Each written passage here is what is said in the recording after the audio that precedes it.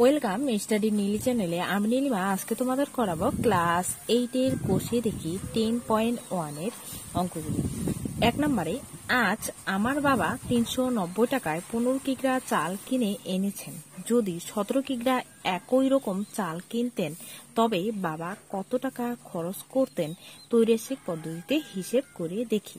মানে 15 কেজি চালের দাম 390 টাকা হলে 17 কেজি চালের দাম কত হবে আমাকে সেটা বের করতে হবে। কিন্তু এই অঙ্কগুলি করার আগে তোমাকে একটা জিনিস জানতে হবে, একটা হচ্ছে কি সরল সম্পর্ক আর একটা হচ্ছে কি ব্যস্ত সম্পর্ক।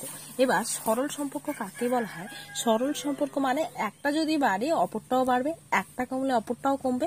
আর ব্যস্ত সম্পর্ক মানে একটা বাড়বে তো অন্যটি কমবে, বা অন্যটি কমলে একটি বাড়বে। এইটা হচ্ছে মানে একটা বাড়লে আর অপরটি কমবে বা অপরটি বাড়লে একটি কমবে। মানে বাড়া কমা মানে সমান যেটা থাকবে না সেটা হচ্ছে ব্যস্ত সম্পর্ক, আর যেটা বাড়লে দুটোই বাড়বে বা কমলে দুটোই কমবে সেটা হচ্ছে আমার সরল সম্পর্ক। তাহলে 1 নাম্বারটা আমরা কি লিখবো এখানে, যে চালের পরিমাণ ব্রেকেটে কিগ্রা, খরচ ব্রেকেটে টাকা। তাহলে দেখো 15 কেজি চালের দাম কত? 390 টাকা। 17 কেজি চালের দাম কত? তাহলে দেখো এখানে লিখবো, সুতরাং চালের পরিমাণের সাথে খরচের কি সম্পর্ক? দেখো আগে ছিল 15 কেজি চালের দাম 390 টাকা, এখন 17 কেজি মানে আরো 2 কেজি বেড়েছে। তাহলে 2 কেজি চালের দাম আরো আমার বেশি হবে। চালের পরিমাণ বেড়েছে, খরচের পরিমাণও কি বাড়বে? তাহলে এটা হবে কি আমার সরল সম্পর্ক। দেখো চালের পরিমাণও বেড়েছে তাই দামও বাড়বে, দুটোই বেড়েছে তার জন্য এটা কি হচ্ছে? সরল সম্পর্ক। সুতরাং সমানুপাতিটি হলো সরল সম্পর্ক। হলে আমরা প্রথমে এরকম লিখে নিব, 15:17 সমানুপাত 390 অনুপাত x। যদি সরল সম্পর্ক হয় কোনাকুনি গুণ হয়, মানে 17 সাথে 390 গুণ হবে, এই 15 সাথে x গুণ হবে। সুতরাং নির্ণীয় খরচ x, x এর সাথে কত আছে? 15, আর 17 সাথে কত হবে?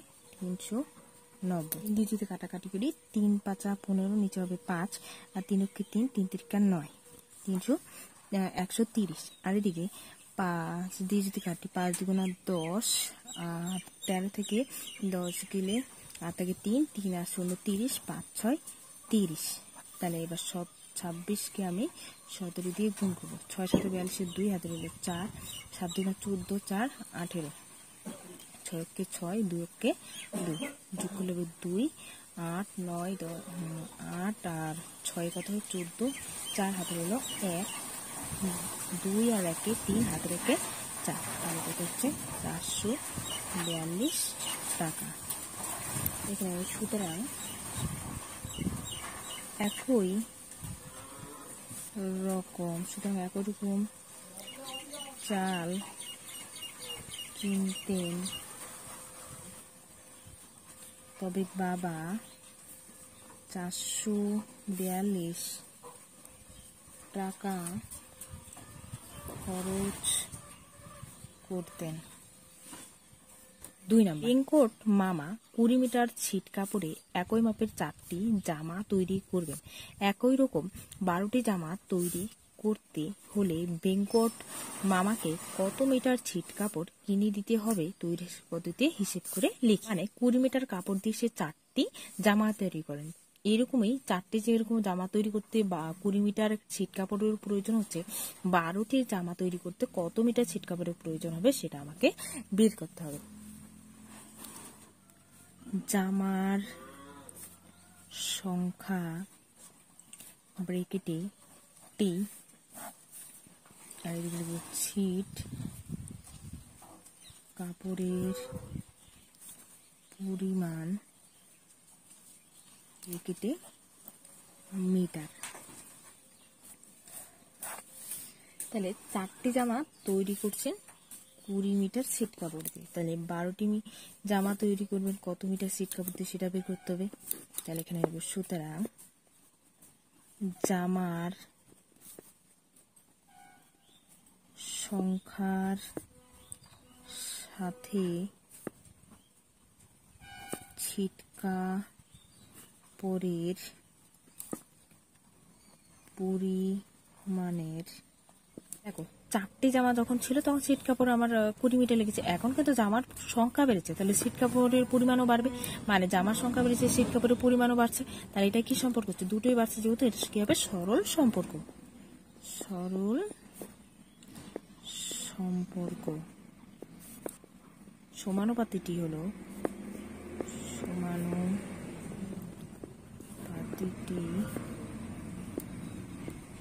হলো 4:12 সমানুপাত 20:x।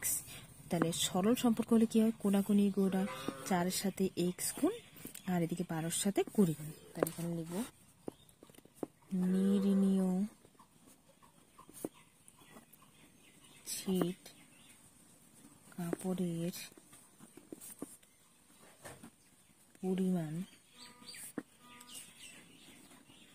তাহলে x এর সাথে কত গুণ? 4 গুণ, তাহলে 4 লিখব, আর এদিকে 12-এর সাথে কত গুণ? 20 গুণ। তাহলে 3 4 কত হয়? 12, আর 3 20 কত? 60, তাহলে মিটার। সুতরাং একই রকম 12টি জামা তৈরি করতে হলে বেঙ্কট মামাকে 60 মিটার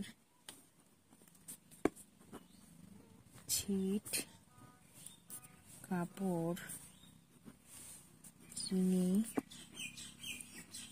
দিতে। নম্বরে বকুলতলা গ্রামে একটি পুকুর কাটতে 30 জন লোকের 15 দিন সময় লেগেছে। যদি 25 জন লোক ওই পুকুর কাটতো তবে কত দিনে কাজ শেষ করতে পারত? তৈরিসিক পদ্ধতি হিসেব করি। মানে 30 জন লোকে 15 দিন একটা কাজ পুকুর কাটছিল, সেখানে লোক সংখ্যা আমি 30 জনের থেকে কমিয়ে 25 জন করে দিচ্ছি। এই 25 জনের এখন কতদিন লাগবে সময় সেটা আমাকে বের করতে হবে। লিখব লোক সংখ্যা ব্র্যাকেটে জন সংখ্যা, দিন সংখ্যা ব্র্যাকেটে সময়। তাহলে 30 জন লোক 15 দিন পুকুরটি কাটছিল, সেখানে 25 জন লোক কতদিনে কাটবে? সুতরাং লোক সংখ্যার সাথে দিন সংখ্যার, দেখো আমার 30 জন লোক মানে যখন লোক বেশি ছিল তখন কম দিন লাগছে, আর লোক কম মানে দিন বেশি দিন লাগবে। তাহলে আমার এটা কি সম্পর্ক হবে? ব্যস্ত সম্পর্ক। ব্যস্ত সম্পর্ক। সমানুপাতিটি হলো, এটাকে x নিয়ে নেব। যদি ব্যস্ত সম্পর্ক হয় পাশাপাশি গুণ হয়, 30-এর সাথে কত গুণ? 15, আর 25-এর সাথে x গুণ। তো এখানে এরকম করে লিখব 30 অনুপাত 25 সমানুপাত 15 অনুপাত x। তাহলে কি ব্যস্ত সম্পর্ক করলে পাশাপাশি গুণ হচ্ছে, তাহলে 30-এর সাথে 15 আর 25-এর সাথে x। তাহলে এখানে লিখব সুতরাং নির্ণীয় দিন সংখ্যা x। তাহলে x এর সাথে কত আছে? 25, তাহলে এখানে নেব 25, আর 30-এর সাথে কত গুণ? 15 গুণ। 5 দিয়ে কাটা যায়, দেখো 5 5 25, আর 3 5 15, 5 6 30, আর 3 6 কত হয়? 18 দিন। সুতরাং 25 জন লোক ওই পুকুর কাটতে 18 দিনে করতে কাটতো, তবে 18 দিনে কাজ শেষ করতে পারত। কাকিমা ঘন্টায় 40 কিমি বেগে গাড়ি চালিয়ে 5 ঘন্টায় মামার বাড়ি পৌঁছে গেলেন। তিনি যদি ঘন্টায় 50 কিমি বেগে গাড়ি চালাতেন তবে মামার বাড়ি পৌঁছাতে কত সময় লাগতো তৈরি পদ্ধতিতে হিসেব করে লিখে। মানে 1 ঘন্টায় তার গাড়ির স্পিড ছিল কত, 40 কিমি। সেখানে সেই 40 কিমির জায়গায় গাড়ির গতিবেগ বাড়িয়ে তিনি কত করেছেন, 50 কিমি। তাহলে মামা বাড়ি পৌঁছাতে তার কত সময় লাগবে সেটা আমাকে বের করতে হবে। সময় ঘন্টা, আমাকে সময় বের করতে হবে, তাই সময়টা এখানে হবে সময়, ব্রেক এটা হবে ঘন্টা, আর গতিবেগ হবে এখানে। যেটা আমাকে বের করতে হবে সেটা সবসময় রাখবে ডান সাইডে, ঠিক আছে? তাহলে 40 কিমি গতিবেগে সে 5 ঘন্টায় যাচ্ছে, আর 50 যদি গতিবেগ হয় তার সময় কত লাগবে। মানে গাড়ির গতিবেগ যখন তার 40 কিমি ছিল তখন সে 5 ঘন্টা যাচ্ছে, তাহলে 50 কিমি গতিবেগ হলে সে কত ঘন্টায় পৌঁছাবে মামা বাড়ি। তাহলে এখানে সুতরাং গতি বেগের সাথে সময়ের, দেখো গাড়ির গতিবেগ আগে কম ছিল তাই সময় বেশি লাগছে, এখন গাড়ির গতিবেগ 40 জায়গায় 50 করে দেওয়া হয়েছে। না মানে কি গতিবেগ বেড়েছে মানে কি সময় আমার কম লাগবে, তাহলে এটা কি সম্ভব? গতিবেগ বাড়ছে সময় কমছে, তাহলে এটা কি হচ্ছে, একটা বাড়ছে আর একটা কমছে, তার মানে এটা ব্যস্ত সম্পর্ক। ব্যস্ত সম্পর্ক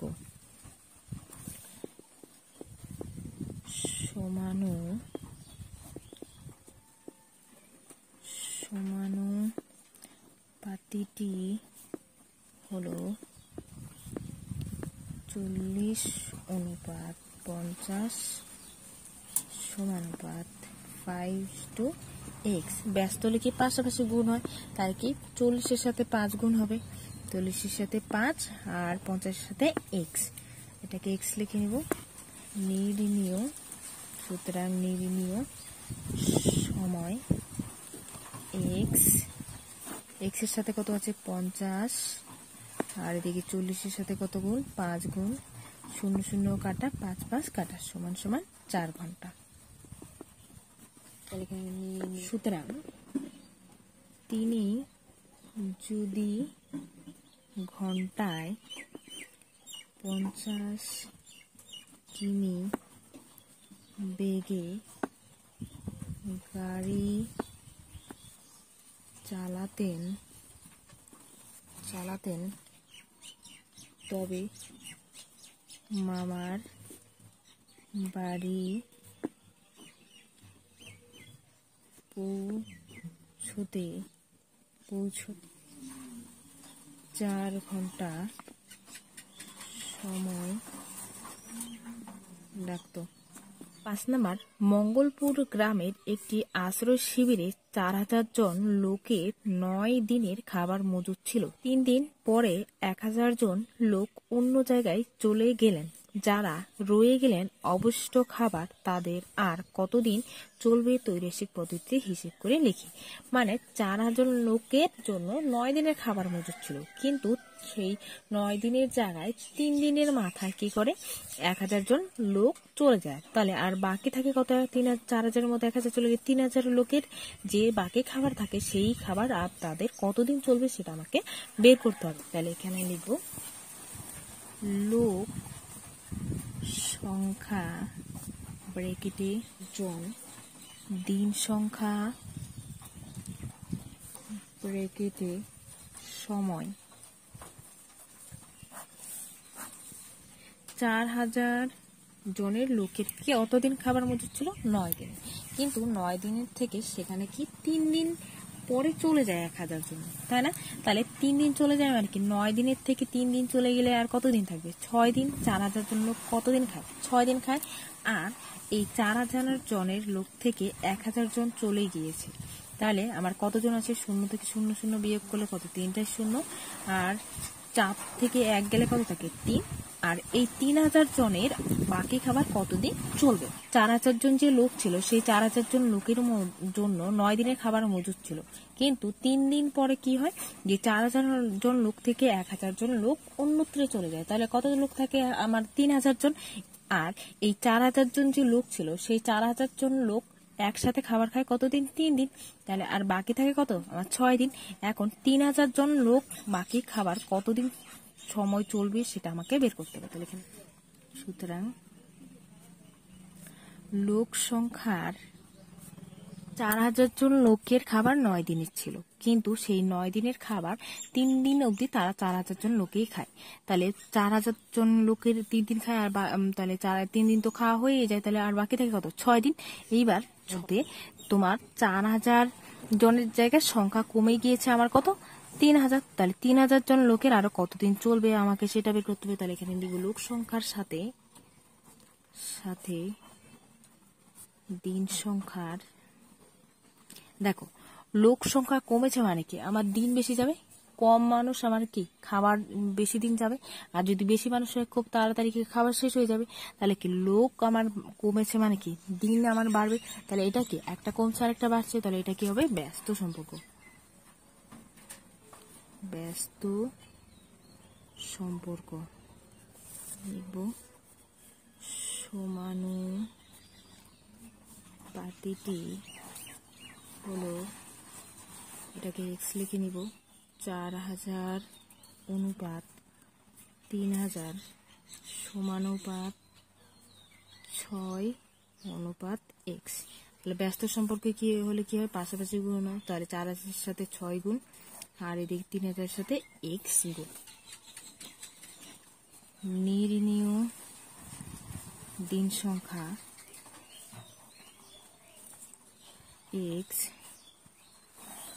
এক্স এর সাথে কত আছে 3000, এটা হবে নিচে, আর 4000 6000 একসাথে গুণ হবে পাশাপাশি গুণ 4000 গুণ 6, তাহলে এই শূন্য এই শূন্য এই শূন্য এই শূন্য এই শূন্য এই শূন্য, তাহলে 3 দুগুণা কত হয় 6 সমান সমান 8, 4 দুগুণা 8 দিন। সুতরাং যারা রয়ে গেলেন অবশিষ্ট খাবারে তাদের আর 8 দিন চলবে।